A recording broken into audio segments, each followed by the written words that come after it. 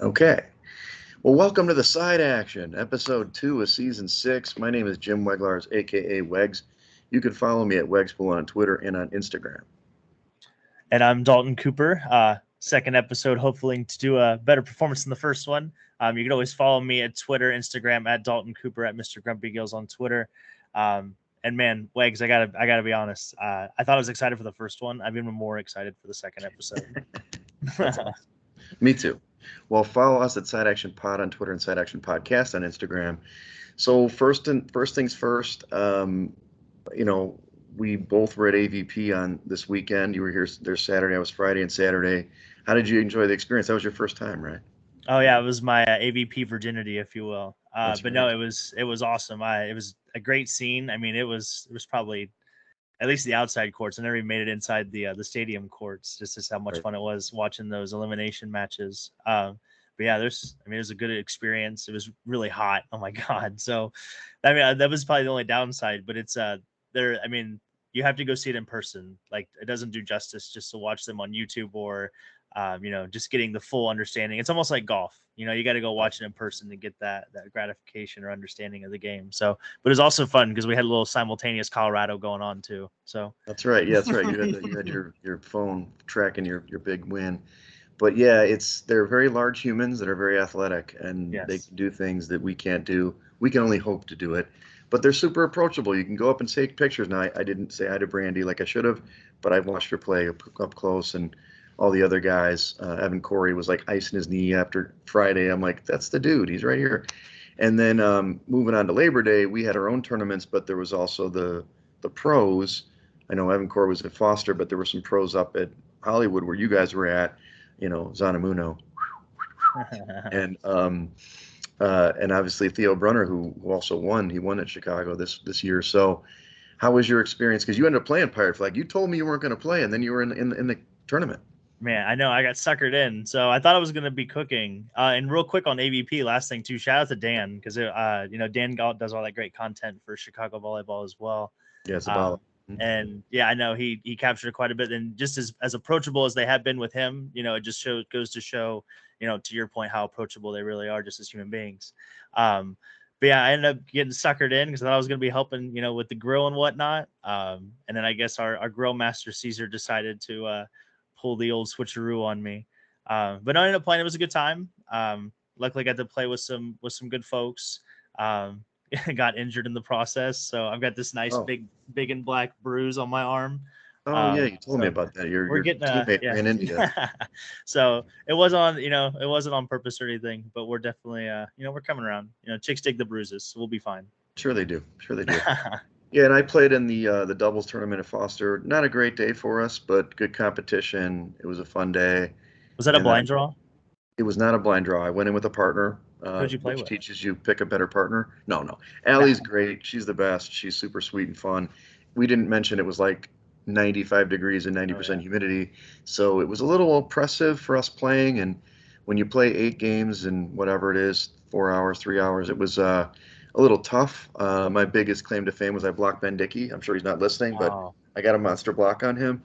Other than that, we didn't win. We didn't win a game, so it was a tough day. But always a good time, and closed out a massive weekend. It was a lot of fun. I did put on there on the notes that the Holiday Club. We did make it to the Holiday Club.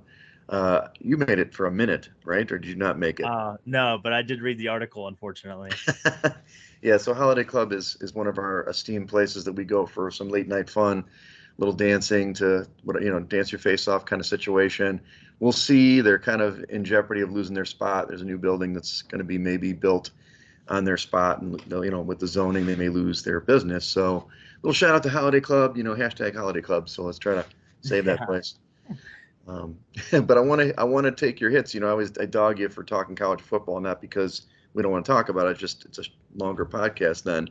But you had some big hits this weekend. You want to go over them?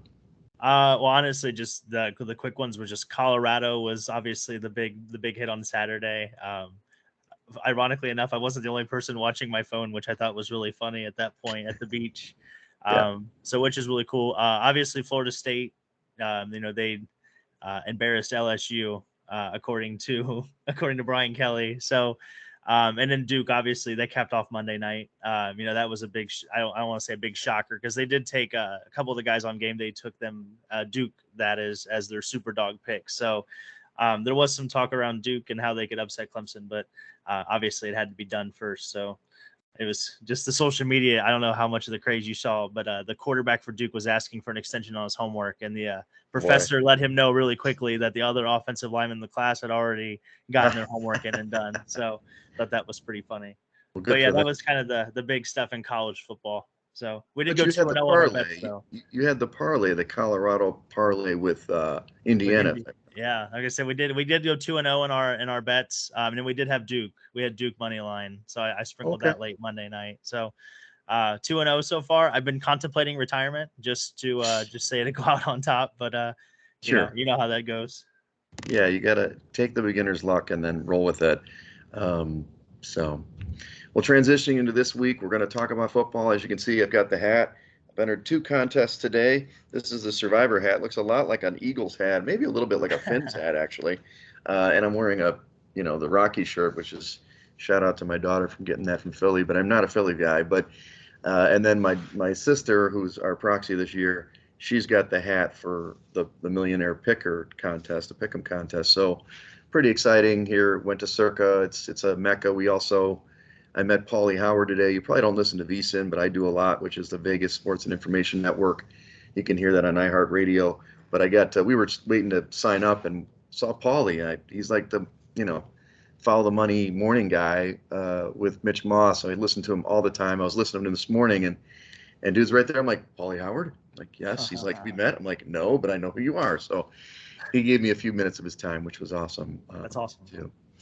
But anyway, let's jump into this, and what we'll do from kind of here on out in the NFL season, we'll kind of dig into kind of the storylines that are pervasive in the whole league, including injuries, and obviously got some contract information, and then we'll go game by game like we've done in the past, and kind of dig into each side and some totals, what we like, what we don't like. It sounds like Mr. Grumpy Gills here is also in a contest too, which he can tell us about at the end, and we'll talk about our picks, and then go from there. How does that sound? Yeah, I'm all ready. So you've already mentioned Jonathan Taylor. I put him on there. He's going to enter on the PUP, which what does that mean? He's going to be out for a while. Basically, that's what it means. So he wanted his contract and all that stuff, but in the end, he's going to not even play. So he's being out for Indy. I'm not sure that's a huge move to the number, even though he's a running back, great running back. But also Chris Jones, he's been holding out for real. He's playing tonight as we record this on Thursday the 7th. He's probably not going to play. He'll say he's going to wait till game 8, but I don't believe that for a second. But what do you think more about the Taylor thing, or less about the Taylor thing? What about the Jones? What do you think that affects tonight's game? As far as tonight, I mean, it makes a huge difference. Just when you look at the splits of when he does and does not play. I mean, he behind Aaron Donald, he might be the second best or even the best interior defensive lineman in all of football. Sure. So just to be losing him, he's probably one of the most experienced people on that defense. I mean, like I said, I think in the first podcast, they had the 3rd most amount of snaps last year taken by rookies. Yep. So that whole defense, obviously, Steve Spagnuolo, year 2, they should be a little better in those areas, but still to be able to not generate a pass rush against Goff. The numbers speak for themselves. When they give him a clean pocket, it really it doesn't go well for the opposition. So I think it's a big deal.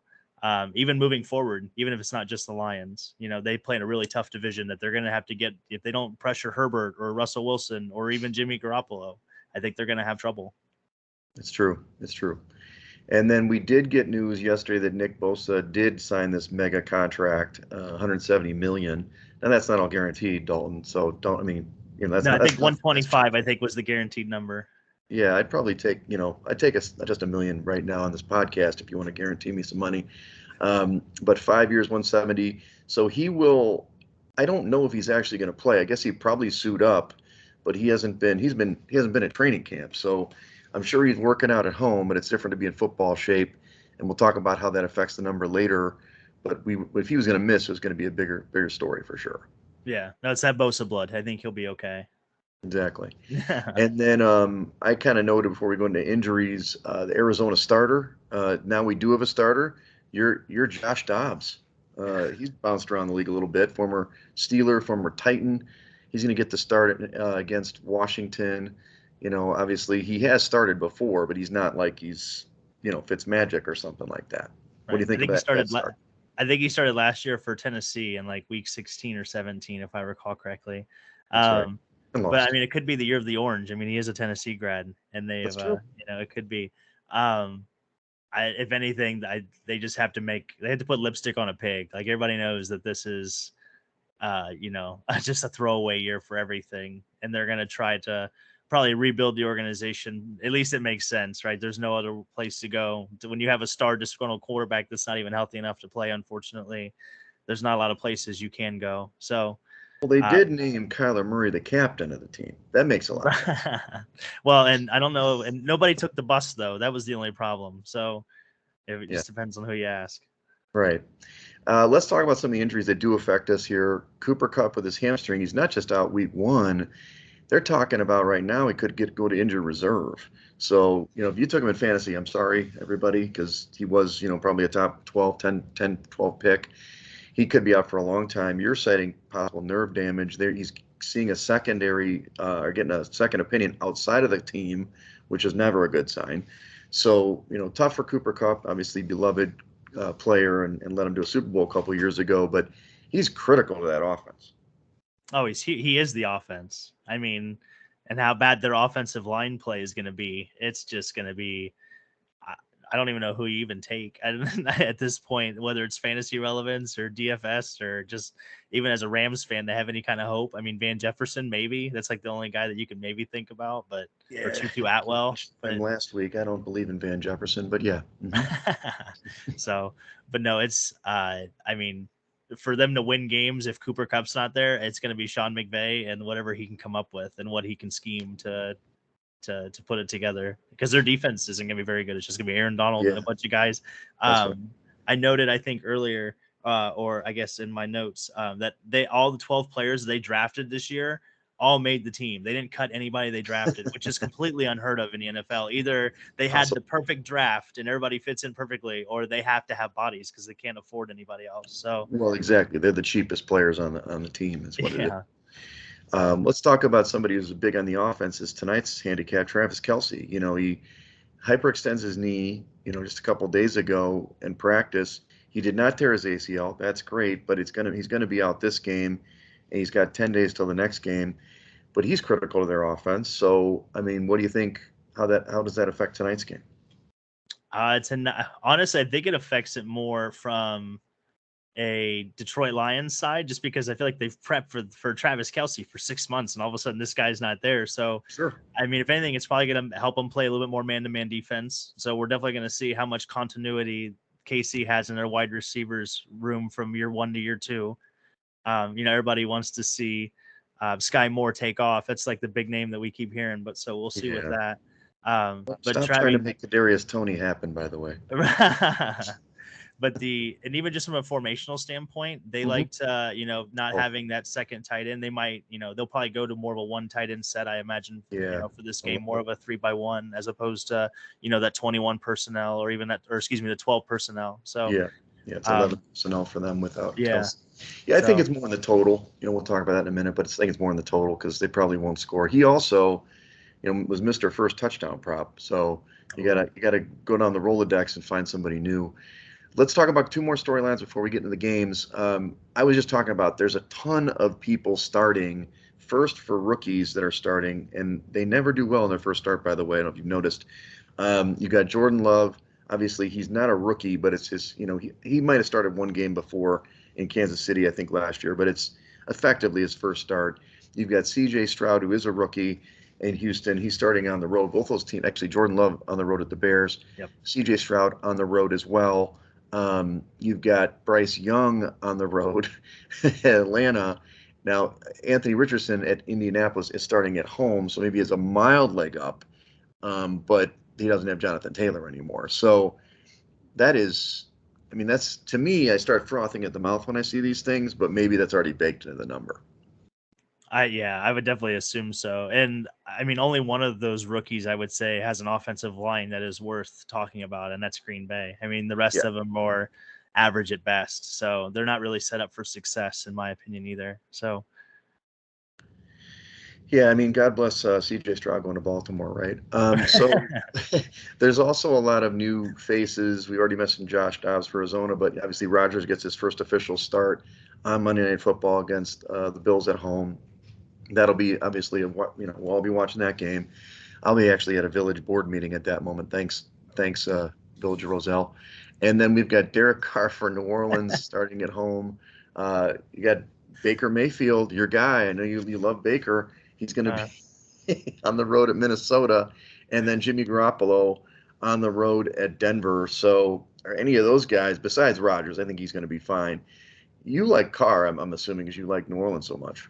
oh yeah, I'm a big believer in New Orleans. And I mean, maybe Jimmy Garoppolo. It just depends. Their big thing is going to be how like they're going to outscore everybody they play, and again, they play in arguably the toughest division in football.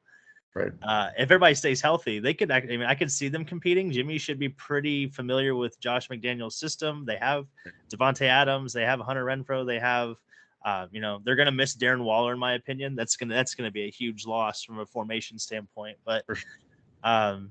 yeah, and I don't know if I love Baker Mayfield, but I definitely think Tampa Bay, if they stay healthy from on the defensive side of the ball, which I think we'll get more into here in a second, but I think they could surprise some people. I think. Yeah.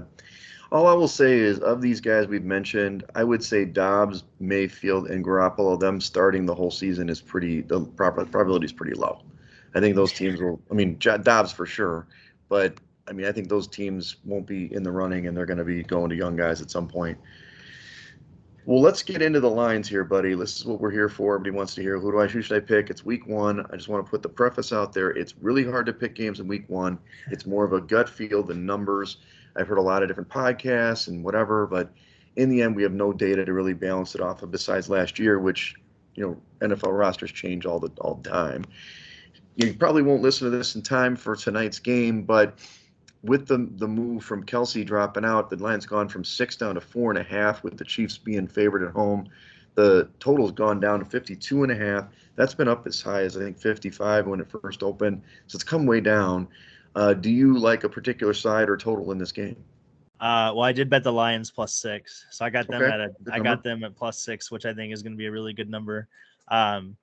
I would take the under, and the reason why is I think ball control. I think I think they could win the time of possession by 10 minutes or so. I think both teams are going to Okay. score quite a bit, but I think the biggest differential between these two teams is going to be in time of possession versus the score. So I could see a 27-24 game, even if Kansas City comes out, that's, whatever the case may be, that's still going to be a win in my book. But I still think if you can get Detroit at more than 5 or 6 points, you should definitely take Detroit. Like if you got them early enough, I think obviously you're in a really good position at this point. Yeah, hopefully you got it early. I'm going Kansas City with the 4.5. I agree with you on the 6. That's a good number. Andy Reid is a machine on opening day. He hasn't lost an opening day game since 2014, and he usually covers pretty easily because he has so much time to prep. Now, here's the debate: was it Eric Bieniemy? Was it sleeping with Bieniemy who was making all those decisions? I don't think so. So I'm going to take them at 4.5. Actually, after we do the podcast, got to run down, put some cash in the app, and make my bet. But a couple other things I like tonight. Yeah, I agree with you. I think the under is pretty good. I kind of like the Montgomery props today. I know, obviously Gibbs is my guy. Jahmyr Gibbs is awesome, and I love him. But I think that either first touchdown score or any touchdown score, I think he's going to get a score tonight, meaning David Montgomery, because I think what's going to happen is they're going to use Gibbs in more of a gadget role to start, and he'll start running more later in the season. That's my take anyway. I think I was looking at like making DFS earlier. A lot of people I think are sleeping on Jared McKinnon. I was kind of Sure. looking at his prop. If you're looking at his props in Vegas, they actually have him at a pretty low pass yard total and I think it was like 25.5, which I think that could happen in one catch, one little halfback screen, and he could be gone. And I think if they, if Detroit gets pressured, Kansas City's got 2 new tackles they're playing. If they can get a little bit of pressure, I think it might help take the run game away. Or if, Detroit gets up, maybe gets the ball the first score or first time and goes down and scores and gets, that early game script to where, Kansas City's going to abandon the run game. I think that could really play into Jared McKinnon's hands for sure. Whether it's yards or receiving yards or even a touchdown, I think you could probably give him a really good plus money for a touchdown that way. The other thing you mentioned with the Kansas City Chiefs in opening day, the lowest amount of points Patrick Mahomes has scored on opening night is 33. So the over under is you're looking for 20 points at that point from Detroit. So maybe contrary to our belief, we should take the over. Yeah, but I mean, he's only had Kelsey out of the lineup twice in his in his career, so we'll see. You know what I mean? We'll see what happens.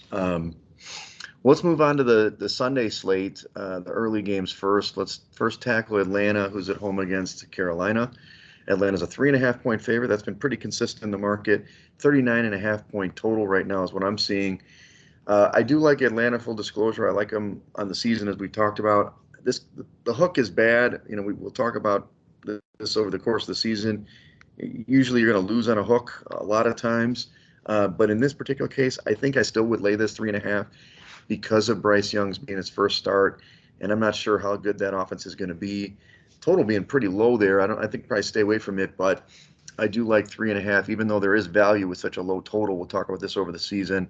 3.5 points on a 39.5-point total is a lot of value. And that's like, 5 or 6 points on a 50-point total. So what's your take on this game? Again, man, if you watch Carolina at all during the preseason, their defensive line looks so small and just out of place. I know it's the preseason and all, but from a schematic standpoint, Atlanta's going to run the football. And if Carolina can't, I can see the game being really quick. Like this could be a 3-hour football game, or this is going to be the game on Red Zone that, you might see 2 or 3 highlights of. So I very easily, I think I found it at 4. I think Atlanta minus 4, and I was willing to give the 4. So I think this is going to be a 7 to 10 point game. Just if Atlanta gets up by a score or 2, I think they're just going to milk the clock and get on out of there. So obviously Desmond Ritter's still kind of newer. We still need to see what he's going to do, but if anything, they're going to protect him. They've got they had the most dead money on defense last year, like 86 million in dead money. So they got Jesse Bates in there now. They got AJ Terrell. He's back. He's a really good cover corner. People forget about him. So I think that their defense is going to be better. They have Ryan Nielsen as their defensive coordinator. I think he's going to blitz a lot more. And obviously Bryce Young, welcome to the NFL. It's a little bit faster. I think it's going to take him a minute to adjust. I think Atlanta's going to get on him early, and it's going to be ugly. Yeah, the number 1 pick in their first start is like abysmal. They're like 113-0 or 113-1. The last person to win who's like the number 1 pick in their first start was, wait for it, not Derek, but David Carr for the Houston Texans. So I don't know. I mean, I think Bryce Young's a really good player, but not yet. Not yet. This is kind of a sneaky survivor play in Atlanta. I'm not saying to take it. It's a lower total game. It's a divisional game, but they are at home. There's going to be a couple albatross teams or Titanic picks this week, which I'm going to maybe stay away from. So Atlanta is one of those picks that when I talk to Action about that tomorrow and we do our survivor pick for the contest, we'll consider this game for sure. I'd stay away. Those division games are always tough. I know. So the next game is Houston at Baltimore. We already mentioned CJ Stroud getting his start. Baltimore's a 9.5-point favorite now, 43.5-point total. Again, a kind of a low total for this big spread, but this actually got up to 10. And it's actually 10 in the Circa contest, the one where we make the picks. I still like Baltimore in this spot.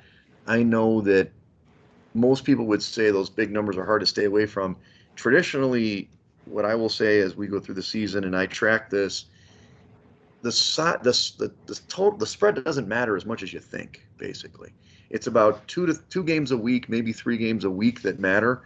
So don't be too afraid to take a big spread, especially when you've got a team like Houston out there. I don't know. Maybe Todd Monken's offense won't be catching fire, but I do think Houston's going to struggle offensively against Baltimore, and especially with CJ Stroud. So I would lay the wood here, and this is another Survivor pick that's going to be very popular.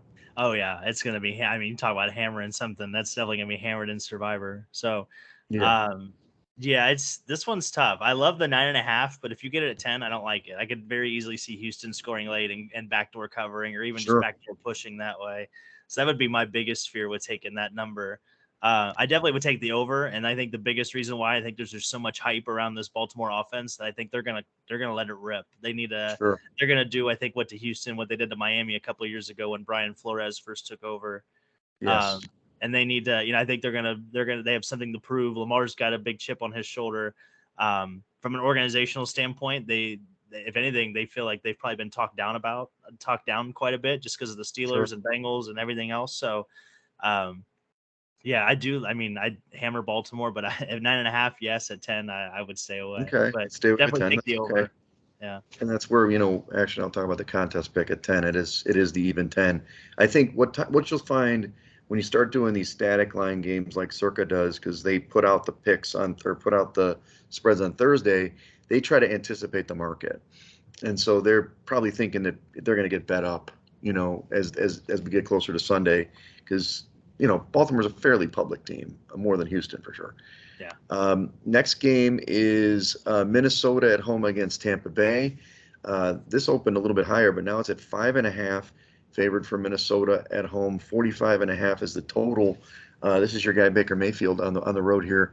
I like Minnesota. I know I'm sounding like I'm just taking all the favorites right now, but I think Minnesota, as bad as season outlook, I don't like this team. I don't think they're that good. I think they got lucky a lot, but I don't think this Tampa team's very good. I know you like their D. I'm not sure what the basis is for you, but I just feel like with Baker there, he's okay. He'll make some plays, but Minnesota's healthy right now, and they're gonna score some points. But 5.5 is not a great number, but it's better than it was originally 6 or 6.5. And this is actually a pretty sneaky, in my opinion, a very sneaky Survivor pool pick. Because if Yes, you look at that's Minnesota, there's not a very good spot for them the rest of the season that you feel correct. comfortable. Though everything I look at it tells me to pick Minnesota, but I like Tampa Bay. I like the defense. It's not going to be Yep. any healthier than what they are right now. They still Yep. have Vita Vea. They still have a really good linebacking core. They still have a good secondary. And I mean, Tom Brady last year, he played well, but they couldn't run the football last year. That was his Nope. team's biggest issue. Yes. And I think that won't be as big of an issue. I know they brought in a new offensive coordinator and a new run game coordinator, and I can't remember their names at the moment, but some helpful insight. But no, I think there's going to be, from a blitzing standpoint, I think they're going to bring more pressure. Brian Flores is going to be the interesting part of this game for me because Yep. Minnesota's defense last year was horrid. I mean, Abysmal. it couldn't stop a nosebleed. That's right.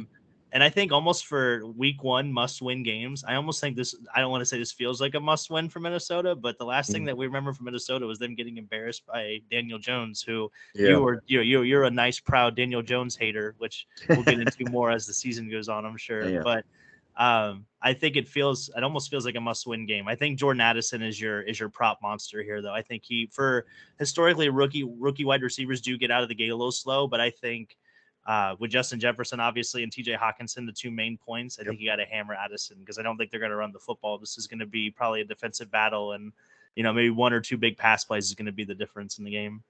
Yeah. I will say that, in talking to Action initially, he definitely likes the Tampa on this one plus the 5.5. So we're going to fight. But Yeah. I'm with you on the Survivor pick. This would be my kind of like if I don't go with Baltimore and go with the chalk, then I go with Minnesota in my pick. If you're trying to get away from the pool, because if Baltimore Yes. loses, that would knock out probably at least 50 to 75% of your Well, contest. wait, let's just jump to that game. Let's talk about the big Titanic one. Is Arizona is going to Washington. So Oh, man. Arizona is a 7-point dog on the road at Washington, 38-point total. We mentioned again, pretty large spread for a low total game, and this is obviously the Josh Dobbs show. But we're talking about Sammy Howell. He did get a start last year at the end of the year, okay, but he's only really a second start. And yeah, maybe they got some weapons, but McLaurin I don't think he's going to play in this game. He's got a toe issue. I mean, we do like Jahan Dotson there, but Washington's getting a lot of steam just saying, hey, this team's going to roll this Arizona team. But this is where everybody's putting their money, I think, in the survivor pool for Washington. And I know it's when can I take Washington again, but I don't want to take Washington. I would definitely be a little afraid to take this team in Survivor. I'm not saying that I would. I just would stay away from the picks. I think seven's too much, actually, to be honest with you. But Ooh. I don't think Arizona's very good. But they're not going to play terrible at the beginning of the season. They're going to play good at the beginning of the season and terrible late. So I'm not sure I would just lay that 7. You like Washington, huh? Well, at least at that number, yeah, I completely. I think Antonio Gibson is the back to watch out for. I think they're going to protect Sam Howell a little bit. Okay. The biggest mismatch in this game is going to be Arizona's offensive line against the Commanders' defensive line. So Josh Sure. Dobbs may not be the starting quarterback after this game. I think Chase Young didn't get his option. I think he's going to have a lot to prove if he does play. That's still kind of up in the air, obviously. But even if he doesn't, they're still really deep on defense. They've got a good secondary. Arizona, Hollywood Brown looks like a shell of himself if you watch him in practice and if you watch him in the preseason. And outside of that, I mean, Rondell Moore, maybe. I mean, that's the only other guy so it's going to be the James Conner show. And I like the under here, honestly. I think Okay. you're looking at like maybe a 21-7 game or 21-10 at the most. Hmm. Um, I think it's going to be pretty ugly, I think, for Arizona. So they have a brand new coaching staff, head coach, offensive coordinator, like they're all first year. So, Yeah, no, and you then mentioned that. yeah, And Bieniemy has a chance to, prove himself as a Washington guy. I'm staying away from this game. I'm not picking it either way. I mean, I talk about just having look, the guts Sam Howell. I earlier. mean, show me something. He might be great. He might be amazing. Everybody loves him. He's a late Steeler in fantasy drafts, but we'll see. Let's go to the next one. Let's go to the Indianapolis is hosting Jacksonville, my darling team now. Jacksonville's a 5-point favorite on the road and a 46-point total.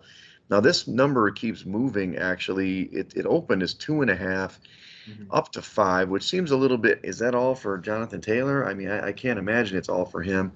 So I'm not sure when that number came out. Circa has it at 4.5. So they're anticipating some buyback on Indy. I know that my buddy Action loves Indy. He's also a Colts guy. And 5 is a big number for a divisional game, no question. But I don't know if I can back Anthony Richardson in his first start. I just can't do it. How do you feel about the element of surprise?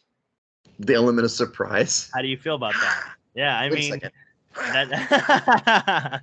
I mean, that's kind of that. I mean, that's what it came down to me. Is there's going to be? I mean, you talk about the loss of Jonathan Taylor, and yes, he's a great running Sure. back. But I think from the perspective of personnel that this Colts team, I mean, Anthony Richardson was going to take yards and carries from Jonathan Taylor anyway. So Question. I think him not being there almost makes it easier because you're going to have more of a pass catching running back, which I think is what they're going to do to protect him.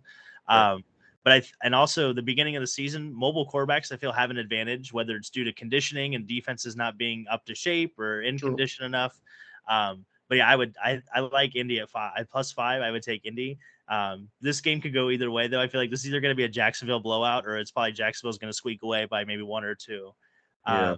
But this does feel like a beginning of the season trap game, just because everybody and Oh their yeah. brother is going to be taking Jacksonville. So, and the It Prince, does. It, for sure. it it does, and it's a lot of value. I mean, I definitely had this. I think they had this as a 2 point. I try to do my own spreads, and I had it as a 2. So I can see the value, but Anthony Richardson could be terrible. You know what I mean? So we'll see. Yeah. I'm classic stay away guy. If I don't feel it right, I mean, it's a trap, as you say. Admiral Akbar, thank you, but I'm not really going to back Jacksonville here, but I don't know if I can get on board with Indy here. I guess it's Indy or pass, and I'm definitely passing, is what I'm saying. Let's go to Pittsburgh, who's hosting San Francisco now. This is still in the early window. San Francisco came out early as a 2.5-point favorite. Now it's down to 2 points. It's still two. It's 2.5 in Circa, by the way, still. So maybe there's some buyback, but obviously this is after the Bosa news, so I'm not sure what to make of that the number went down. I think Kittle is also possibly going to miss this game. The total is 41.5. I'm all over the Steelers here. I've been all over the Steelers since I saw this game for a variety of reasons. I know you love the Steelers to win the division, but it's the Brock Purdy factor, and I just think the Steelers defense is fully healthy. They're going to have something to prove. TJ Watt's going to be like, you got the money. Let me show you how I earn the money now. But it's a pretty close. I mean, 2 point spread is tight, but I would definitely get the value to the dog, the home dog. No, absolutely. And I've been all over this game too. I actually think I got Pittsburgh at 3 points on DraftKings when it first came Nice. out way back in like July. So, yeah, I've been on them for a minute. Obviously, Kenny Pickett was 8-0 from his touchdown to interception ratio. Obviously, it's the preseason, but his arm looks better. He looks like he's throwing the ball a little bit harder. So that's always good to see, especially when it gets cold in Pittsburgh in December and January. I think it's going to be interesting to see the San Francisco 49ers defense without DeMeco Ryans now that he's in Houston. Obviously, they've always been kind of good defensively. They have great players, but it's just going to be interesting from a scheme standpoint. Does that make that big of a difference? Another stat that I thought you might like here that I was digging around for you. So West Coast teams going to East Coast on a 1 o'clock kickoff time since 2003. They are straight up. They are 95 and 138. So they win 40% of the time. Though against the number, they are just a tick over 50%. They're like 50.8. So if you're gonna bet a money line dog at home on the East Coast, this is the place to do it. It's Mike Tomlin. It's the Steelers. This is going to be a defensive battle. I would feel pretty comfortable taking the under. I mean, Brock Purdy's coming off Tommy John, and yeah, I'm excited to watch this game. This is probably the most. So last year, I'll tell you the story. Now this was in division, but last year I was at Stadium Swim with my buddies watching the game when the Steelers played the Bengals, and that was when the Bengals had the 5 turnover game and somehow lost that game in overtime. We were all on the money line there, so I will be on the Pittsburgh money line. I love them in week 1, but I will say, and we haven't talked about these on this season yet, but this is a really good teaser leg. When we talk about teasers, that's you basically can put 2 teams together or 2 outcomes together. One would be in this case Pittsburgh going up to 8 plus 8, add 6 points to it, and then you find another leg. It could be the total going down or up, under or over if you like it, or another game altogether, a side or total. But this would be a good teaser leg for me, getting up to 8, even though I do think they're going to win the game outright here too. So I like your money line call. No, absolutely. I think this is the one that you can feel comfy on for sure. Well, let's talk about your state. You got the battle for Ohio here. You've got Cincinnati's going to Cleveland. They're a 2-point favorite in Cleveland, 47.5 point total right now. This number went ticked down too. It was 2.5 just as early as this morning, and it went down to 2. It's 2.5 in the Circa contest. I'll be honest with you, my buddy loves Cleveland in this spot. I don't. I'm not a believer in Deshaun Watson yet, and he's got to show me something. But I'm guessing you're probably on Cleveland in this spot, huh? How'd you know? Well, it was down in your notes. I'm just. Oh man, yeah. No, I love. No, I was like, I hope we don't agree on everything. No, it's gonna be funny. Oh yeah, no, I think this is definitely Cleveland. Joe Burrow in his career is 1-4 against Cleveland. There you go. I think a big reason to do with that is Jim Schwartz is the defensive coordinator for Cleveland. Historically, he's always had good success against Burrow. Whether it's his schematics or players, I don't know. I'm not there, but I just know that what the numbers tell me. We don't know if Denzel Ward's going to play or not. Obviously, he was, banged up in training camp. But people aren't talking about Cleveland added Zadarius Smith, which I think is going to be a huge difference for Myles Garrett. So I think that, because you can't, if you start double teaming just Garrett all the time, I think Zadarius Smith, he's a good player. He's, he was really good in Green Bay. He was just as good in Minnesota. So, they had Clowney last year to help take the pressure off. That didn't work, but I think Zadarius Smith is a much better upgrade. And of course, we're going to find out how good the Bengals run defense is right away because they're going to get a nice big Chubb. So it's going to be just a heavy dose of him, I'm assuming. Yeah, I don't disagree with you. This is my other teaser leg, by the way, if I'm going to go on a teaser. So I'll go Cleveland plus 8. So I'll take the 2 plus 2s to plus 8, in this, see the North. I think it's a good idea too. There's new tackles in Cincy. I forgot to mention too. Yeah. I mean, but I do like that from a Joe Mixon standpoint, because I think with Orlando Brown, they might run the ball a little more. He definitely helps them in that perspective. So we'll definitely see how much dividends he's going to pay right away. So you're a DFS guy. What about Nick Chubb? I would stay away from him at least early on. I think he's gonna. I hate to say it, but I almost lean on the Cleveland running backs more when the weather gets crappy, because the game, the game script is guaranteed to go his way at some point. in rival game or in, I guess, in division games are always difficult.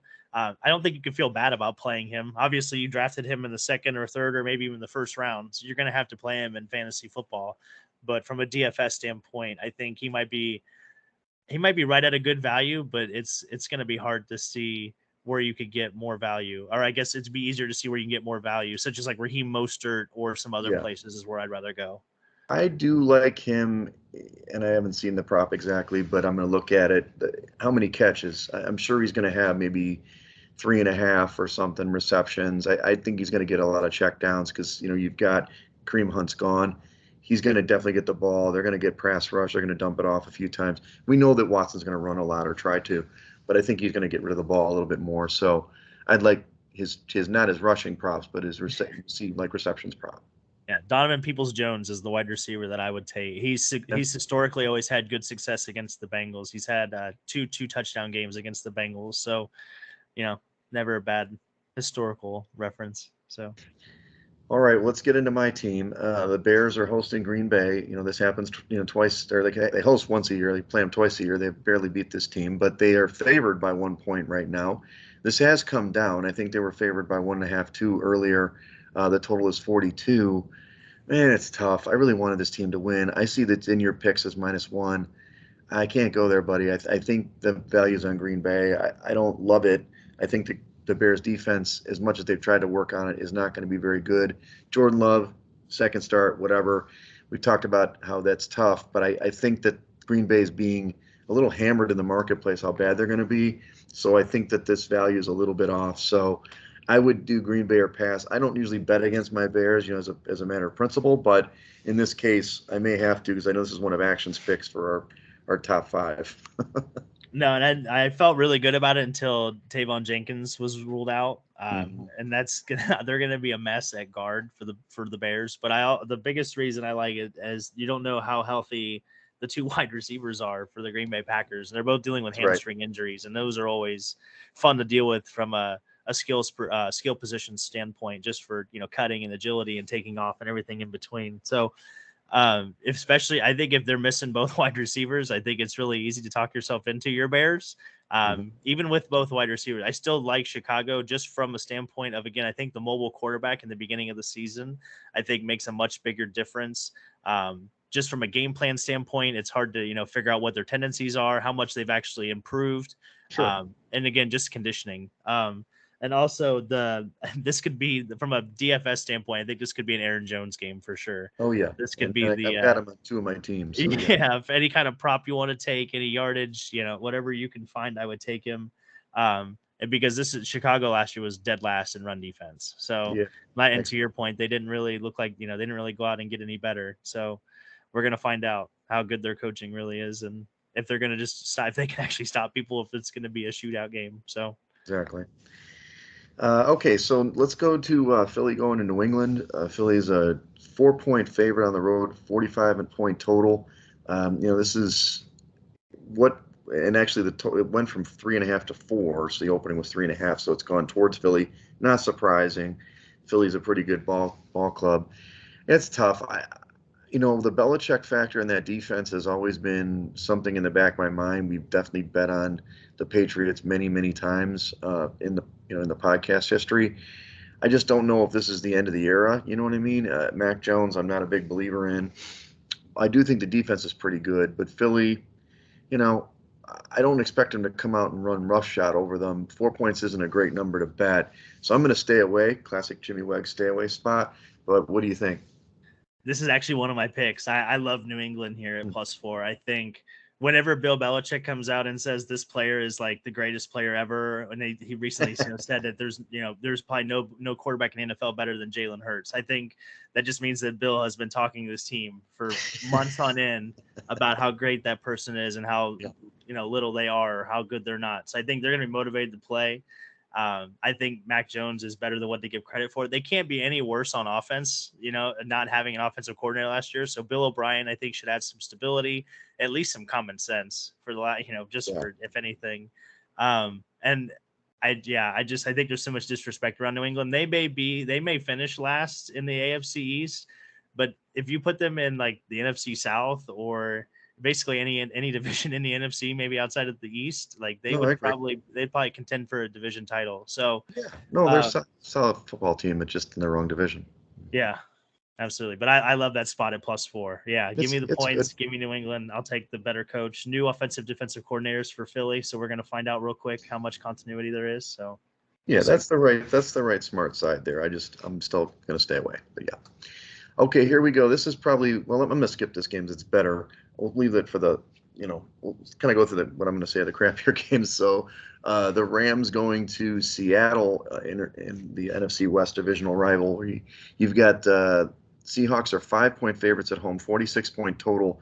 This actually came down, which is a little surprising, with the Cooper Kupp stuff. It was 5.5 in the opener. I'm not really sure where that's coming from. I know Kenneth Walker's coming off his injury, so he may be a little slowed, but it's a divisional game. But I don't know where the Rams are going to score, and you've talked about their defense, so I'd be on Seattle here. 5 points is a lot for a divisional game. Divisional road dogs in matchups are usually the ones you want to back, but I can't back the Rams. They're going to be a bet against team all season. We don't have to pick them in the contest, but if I were to tell you to pick a side, it would be Seattle. Yeah, no, 100%. I'd pick Seattle, but I stay away from it too. I don't like the 5. I don't like the number because you can still Aaron Donald can still make a play as like a strip sack, and that could turn into a defensive touchdown or some nonsense. And then I don't know how I feel about Geno Smith too. I know he led the league in passer rating last year and he had a career resurrection, but He did. Can that happen again? I'm interested to see Jackson Smith and Jigba because he is cleared to play and they anticipate him playing. So I could see maybe one of the wide receivers. If anything, I think Tyler Lockett is the one you got to watch for in daily or in fantasy in general. He'll be low, that's for sure. Yeah, but I think, I don't know how you could take anything other than the Sea Chickens here. I mean, they're in a hammer spot. The Sea Chickens. I love the Sea Chickens. Rich, better not say that to Ridgeway. Ridgeway is a big listener, and she does not. I'm sure she wouldn't take kindly to the Sea Chickens versus the Seahawks. So, them's fighting words. Okay, how about the Raiders going to Denver? The Denver's a 3-point favorite, 44-point total. This line went down too from 4.5 to 3. Again, I don't really understand the move. There's a lot of sharp people that are smarter than me are probably thinking about it. I make this a 5-point advantage for Denver at home. I think the Raiders are going to be really bad this year. Now, maybe they're going to be like Arizona in week 1. I think they're going to play better than they should. But Jimmy Garoppolo out there, McDaniels has jettisoned everybody from this damn team. Now, Sean Payton hasn't exactly been resounding in his support of Russell Wilson. In fact, I don't know if you heard what he said this week, that he needs to stop kissing babies and start focusing on football. And I think he's right because, we all know Ciara is mentioned every podcast, so get used to it. I love Ciara, someday I'd switch with him in a second. But the bottom line is I don't think this is a very good football team. So I don't know, man. I think the Denver -3 seems very enticing to me. The contest has it at 3.5. So if you can get it 3, I would crush this. Yeah, I think 3.5. I think Vegas is actually a good bet there because I mean they're gonna have Josh Jacobs. They can control the time of possession too. I mean they have weapons. We're gonna find out how good Denver's pass rush is too right away. Yep. Because last year they really struggled with that. But I think Denver is gonna be a much better team than what Jimbo Wegs over there is giving them credit for. I have him in the playoffs. I think I'm in the playoffs this year. Don't get me wrong. I like Denver, but the way maybe he's just doing it as a motivational tactic with Peyton because Peyton is just talking smack about his team right now. Yeah, I think he's a little old school too. I think I don't know. I think maybe just not keeping up with the individuality, or he's probably more of a team mentality versus that individual kind of composition of a team maybe. But I think you're right too from the motivation standpoint. But from a number standpoint, if you can get Denver at -3, I would take them. But if you can get at Vegas at 3.5, at +3.5, or even 4, I would take Vegas all day long on that number for sure. I see your pick 'em at Denver -4 right here. Is this mislabeled? It is. So, but I like the number. But at the end of the day, I do like Denver. I think there's a big coaching mismatch. Yeah. And I think that at the end of the day is going to be, and Chandler Jones, I don't know if you've seen this mockery. They've literally locked him out of the practice facility on social media He's been posting on Instagram and talking about it. So it's quite a saga. Didn't they So have like some sort of, some people go to his house or something something that crazy? his life was in threat or something about his life being in Yeah. danger. Yeah, like I mean, maybe like I an don't know. APS. I'll be honest with you. I don't want to go on a whole mental health thing. We've seen this with Antonio Brown. People just go nuts sometimes. And Chandler Jones is one of those dudes. He's done it before, and super talented guy. Obviously related to the Bone Crusher Jones or whatever his name is. Whatever, for the UFC guy. But I think he's just too many hits, bro. I mean, I too many hits, and I feel bad for him because I'm sure he's a good human, but yeah, that's not a good. Losing him is not going to help the Raiders either. So Yeah. I'm on the Denver side. Let's talk about one more game before we get into what I think is the marquee one for the late window here. You've got Tennessee, who's going to New Orleans. New Orleans is a 3-point favorite at home. Total's pretty low at 41.5. Let's see what it opened at. This was about the same. Yeah, it's 3.5. So it's really about the same. It's dropped a little bit towards Tennessee. The total's actually ticked up. I'm not sure why. I know you're a big New Orleans guy. This is my thing. To me, it's Titans or pass, and I'll tell you why. It's Vrabel, dude. He's the greatest coach, man. He's a great coach. I know you've talked about Harbaugh on this podcast already. I think Vrabel's the second best coach in the league. I think he just has his guys motivated, and he doesn't have the horses like he used to, but they're going to be healthy at the game one. So 3, of course, is a fairer number. When is it 3.5? I was all over the Titans, but I know you feel about New Orleans, so give me your New Orleans spin. Go ahead. I hate this game, actually. I would stay away from it from a 3 standpoint. And the only reason why is because I could see Derrick Henry taking the game. I could see this being a Derrick Henry game. The Yeah. Saints' rush Healthy. defense the last 2 years has regressed. They were top 5 in 2021. They were top 15 in 2022. And then last year they were like right at like 16. So like right in the middle of the pack. They're not getting any younger on that side of the ball. Nope. So I would definitely be afraid from that standpoint. But at the end of the day, I would take Derek Carr over Ryan Tannehill. I think the Derek Carr, they've got a little bit more weapons. They're at home again, with one of the biggest home field advantages in football. Right. There hasn't been a lot of excitement around New Orleans football the last couple of years, and I think now they finally have a team that they can rally in and believe in. And I hate the number. I would stay away from it, but I think if anything, I would actually take the over in this game. I know a lot of people have been hammering the under, but Sure. I think this could definitely be an over number, a sneaky over number. It's been going up, so that's the right. You got to get it early because it's 41.5. So get it before 42. Yeah. The key number. So let's talk about the last game in the late window, and that's the Miami going to the Chargers. So the Fins, Fins up. I had to save it for you. So yeah, there you go. So the Chargers are 3-point favorites at home, 15.5 point total. Let's see where this changed. This was at 2.5 up to 3. 15.5 is a little bit down on the total, but it was right around 51 before. I like, the value is on Miami, your team. I hate to say it, but I want to make you feel better because I think these teams are pretty even. They're very even teams. Hard to say what's going to happen with guys being healthy and all that. I know Khalil Mack will actually be healthy in this game. Bosa will be healthy for the Chargers, but I do think the attack for Miami will be, exciting at best. They've had some running back injuries, but so I think given even teams, I'll definitely take the points. Yeah, I think it's going to be interesting to see how Brandon Staley plays defense against the Dolphins, because last year they played man-to-man on the corners, and then they just flooded the box. They flooded the middle of the field, which Miami's offensive scheme is they want to stretch you horizontally and then attack you vertically. So they kind of put that on its head last year, and it worked really well. It was a Sunday night football game, and that was Tua's worst game of the year by far. Right. But yeah, no, definitely the values with Miami. I think the biggest thing here is going to be Vic Fangio. Historically, he's had a lot of success Sure. at Denver when he was playing, the Justin Herbert twice a year. So that's going to be something to watch. Obviously, like you just said, the Chargers defense is going to be a lot healthier going into this game. And the last thing I think I wrote down, this is a great uniform matchup. This is just great unis. I mean, both sides. Yeah, it's gonna be candy ass colors all over the place, which I Powder don't think you blue can ever. against the candy. What do you call it? Candy ass blue? Candy ass aqua. Yeah.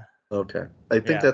that's a crayon, right? That's in the box. Yeah, I'll have to check the box over here. I've got one at 64, but also for DFS or I kind of mentioned earlier, but I think Raheem Mostert is a good play here. even a touchdown score anytime, yards, whatever the case may be. Arcaney, I think, is the backup for. He was questionable going into most of the week. He's been cleared to play, and so has Ahmed. But both of them been kind of banged up through camp, so it's going to be interesting. With the Chargers obviously were terrible against the run last year. So we'll see if they've improved. But I mean, they have Derwin James. I'm assuming is healthy for his first of 4 games that'll play the season. Like a great player, but he can never stay healthy. So yeah, we'll see. Let's jump into the primetime games as we kind of wrap up here. We've got Dallas going to the Giants on Sunday Night Football. Dallas is a 3.5-point favorite in this one, 45.5-point total. Again, this number has ballooned up. It was 2.5 on the opener, now to 3.5. Total's come down to 45.5. I'm not sure what news affected that, except that in the end, I think Dallas is the better team. I just hate the hook. So normally speaking, I would lay the wood here against the Giants, and they beat them twice last year, and I believe they covered the number both times against the Giants, regardless of where they played. And even though the Giants had a historic, crazy comeback run, but 3.5 divisional game, I don't like it. It smells bad. I got to stay away, buddy. Stay away. Oh, I love it. I'll take the Giants all day, every day, and twice on Sunday on that number. And the biggest reason Mike McCarthy. You got your Daniel Jones jersey on? Is that no? I'll get one hoodie? though. By God, if I might mess around and put like maybe a future on the Giants to win the NFC. We'll see. Oh Jesus! If they do that, I will buy you the jersey. I'll get a signed jersey for you. I'm just from a Dallas standpoint, I think they're really going to regress, and I think the biggest reason why is Mike McCarthy has taken over play calling. Yeah. All he's talked about is preaching, running the ball. If you look at the times or the spread between, last year Dallas ran the ball at the 4th highest rate of any team in the league. Like only San Fran, and Atlanta, and I'm forgetting the other one, were the only 2 teams that ran more. Out of all the teams that made the playoffs, they were 15% lower on play design or play calling than that was. So I think that's going to be a huge difference. He never ran the ball. And Mike McCarthy, and he doesn't adjust. They don't. They have the best in his last 5 years in Green Bay. He had the best first quarter differential at 79% of the time. They were at least tied or leading after the first quarter, and then from the second quarter on, their point differential was minus 76. So he's got a script. I mean, the script's the whole game. So with that, and then the lack of depth on this team, that if God forbid anybody gets hurt, like I feel like they're going to be, I just feel like the Cowboys are set up to fail. I love the Giants in this situation. If Daniel Jones takes any sort of step forward, adding Hyatt and adding Waller, their offensive line is not as bad as people give it credit for. And they already have Saquon. So that defense is for real. We already know. I don't know. I just think there's a lot to like about the Giants guy. Go blue. Yeah, I really do. I like them. I like them a lot. Okay. Well, I'm staying away, but I'll quietly root for you in that game. So last game is Monday Night Football. It's the Jets against the Bills. You've got Aaron Rodgers' first home game. Prime time. Of course, he's going to be in prime time all year long. So get used to it. The Bills are 2.5-point favorites on the road, though. 45.5-point total. This open is 3.5. Now that might have been before the Rodgers news. I'm not sure when that was posted, but this total has creeped down from like 46.5 down to 45.5 now. So I'm all over the Jets here, dude. I know that I've been watching Hard Knocks, so I'm getting a little bit clouded, but I think it's more simple, basic, football. The Jets defensive line is awesome. I think they're going to be able to put pressure on Allen and really kind of slow down that attack that they have. And then offensively, I mean, Rodgers is decent. I mean, they had a terrible offense last year. They've got to get better with Rodgers, even though their line's pretty suspect. So the Bills don't have Von Miller. I know you talked about it. So this is a money line pick for me. I think they're going to win the game outright here. No, I definitely agree with that too. The only thing, and to your point, I think the biggest skill gap between any position groups is going to be that defensive line of the Jets versus the offensive line of the Bills. Without Von Miller, it's going to, like we've talked about before, it's going to be a huge difference. And I think, Aaron Rodgers and all them, they're motivated. They have something to prove, and they're going to have a good chance. But I'm really interested to see the Bills in this game, just because I think they're going to start running the ball more. You're going to see a lot more 12 personnel out of this team. And they were the lowest percentage of 12 personnel in the whole league by a large margin last year. So Kincaid and Knox on the field at the same time. I think is going to be a big difference. So I could see it going either way. I would stay away. If I was going to pick money line, I'd be with you. I'd be picking the Jets, but I wouldn't pick any of the numbers. I don't like it. I would take the over though. I do like that number. Okay. I think you're going to see a little bit more scoring in this game than you can anticipate normally. Sure. Okay, let's just review my top 5 this week. You got the Jets plus 2.5, Minnesota minus 5.5, Pittsburgh plus the 2, Tennessee plus the 3, and then Baltimore minus 9.5. You want to go over you want to tell us about Beaver Nation? Yeah. Suspect, by the way. So, no, thank you. No, so Beaver Nation is down in West Virginia. Ironically, when I spent a little bit of time there, I ran into one of the head football coaches of the youth program down there, and they run a pick 'em every year to where Lions come out on Friday. You pick 4 games that you like, and at the end of the year, whoever has the most total wins, is obviously the winner. So we're going straight against the number. I have Denver at -4. I have Cleveland at plus 2.5. I have Chicago at -1. And then I have New England at +4. So a little unorthodox. It's week 1. So we're going to roll the dice. If we're going to roll the dice any week, it's definitely going to be week 1. So to your point, it's really hard to pick games right now. So it is. We'll make do. But, one of the things we haven't talked about, and we'll talk about on future podcasts, you can always bet in game. You don't have to do pre-flop all the time and do the teasers and do all this stuff. I mean, it's much easier when you get data in a game, and you might get surprisingly good lines. It usually costs a little bit more in the VIG, but it's usually worth it. And you can also sometimes double and triple up if it's going your way or not going your way. You can kind of buy back if you made a pre-flop bet and kind of hedge yourself there. So it's definitely a great way to go, and we'll talk about it more in future weeks. So obviously I'm here, Mandalay Bay. I'm looking on the pool. I've got to show Dalton the pool in a minute. He's been dying to see this thing. There's also an adult pool. I have to mention this, an adult pool here called Moria or something like that. And this is the best thing. So my buddy, Primetime Murphy, Art Murphy, he's out here. He's going to come out tomorrow. He told me, oh, well, the pool, it's an adult pool. They can be topless. I'm like, oh, really? I mean, whatever. Who doesn't like topless? But when I went to the website to kind of research, it said a new phrase that I love. It's called toptional. It's toptional. So anyway, I will be topless at the pool tomorrow. Actually, we're going on Saturday to that pool. And then we'll be at Stadium Swim on Sunday to watch the opening game. So it's going to be a good time. Primetime rolls in tomorrow. We're going to, hit the Venetian and stuff like that. So I'm pretty excited. Tonight I'll just put in some bets, watch the game, and chill out. Yeah, try the craps table for me. Play craps in honor of me. Yeah. That's right. Play that inside line for sure. Oh, That's and right. I forgot to mention, lastly, I have to tell Art, I actually I played golf league on Wednesday nights, and I finished 3rd last night. I shot 36. Yeah, shot 36 nice. and made a little money. So I will tell him. Tell him that. We'll have to figure that out. But yeah, Stadium. What are you up to? What are you up to this weekend?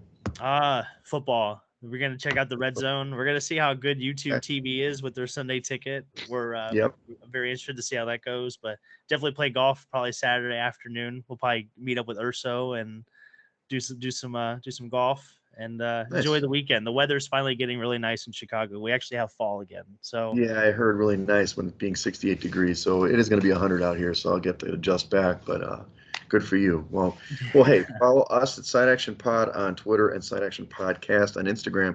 Follow me at Wegspool on Twitter and on Instagram. And you can check me out, obviously, on Instagram and Twitter. Instagram is at Dalton Cooper, and Twitter, as always, at Mr. Grumpy Gills. As always. All right. Thanks, buddy. We will talk to you soon, and looking forward to seeing you again in person next week. Yeah, good luck on Sunday. Let's make some money. All right, buddy.